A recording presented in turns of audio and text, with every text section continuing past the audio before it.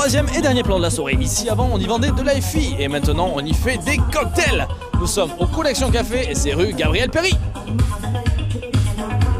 Écoute, je redécouvre parce que j'étais venu cet été et c'était l'ouverture, c'était le début. Et là, le fait de revenir, la première chose qui m'a frappé, c'est la lumière en fait. Ils ont réussi à faire quelque chose de plus chaleureux, plus convivial, avec beaucoup de lumière. J'ai vu également qu'il y avait l'étage. Cet été, il n'était pas ouvert. Donc c'est vrai que là, ils ont vraiment bien exploité tout l'espace. Je suis pas super fan de musique électro, il a passé pas mal d'électro.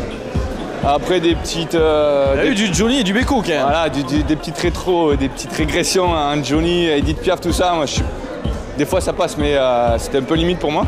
Alors, pas besoin de te poser de questions. C'est parfait, c'est super génial de trouver un endroit aussi spacieux à Toulouse. Moi, avec de la musique variée, il y a de tout, il y a de l'électro, il y a des musiques super anciennes. Mais on est super à l'aise dedans, très bien reçu. Honnêtement, j'ai adoré du son aussi fort. C'est génial, j'adore. Vous connaissez ou pas? Est-ce que tu avais déjà mis les pieds? Une fois au début, donc c'était vraiment le début du Connexion Café. C'était vide à l'intérieur, tous les bidons à l'extérieur. Donc bon, on sent que c'est le début. Mais là, c'est génial, c'est juste génial. En fait, ils changent régulièrement le style de musique, donc ça permet de ne pas se lasser. La musique, c'est pas très pointu, c'est très éclectique, il y a un peu de tout. Le lieu est très sympa, c'est spacieux, on se marche pas dessus, donc il y a quand même de l'espace pour danser, tout ça. Et les gens sont assez agréables, pas trop relous, un peu jeunes, mais c'est bien. La déco, en fait, ça fait vraiment factory, quoi. Ça fait super industriel, les rampes en fer, les meubles complètement différents les uns des autres, et c'est ça qui donne du caractère en fait à l'endroit, et c'est super agréable.